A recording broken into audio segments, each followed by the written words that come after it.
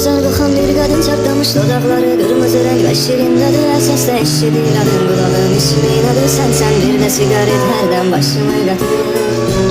Sən gedən günü mənsə sən gedəndən hər gün öldüm Həbs oldum gözlərindən nə bir işıq nə gün gördüm Yanımda olmadan necə sol yanımdan Öldürdün xəyalları sən də xəyallarımda öldün Sən olmayan gecələrə yataqır necədə Bilməm saat neçədə uzanıram küsədə Çox səssizdir küsələr şərabdan da içərək Ulduzlarla gəzələyirəm mən Sən olmayan gecələr kaş ki tez keçərlər İlk dəfə görüşdüyümüz o yerdən keçəndə Xatirələr içində sərxoş biçimdə Ulduzlarla gəzələyirəm mən Sən olmayan gecələrə yataqır necədə Bilməm saat neçədə uzanıram küsədə Çox səssizdir küsələr şərabdan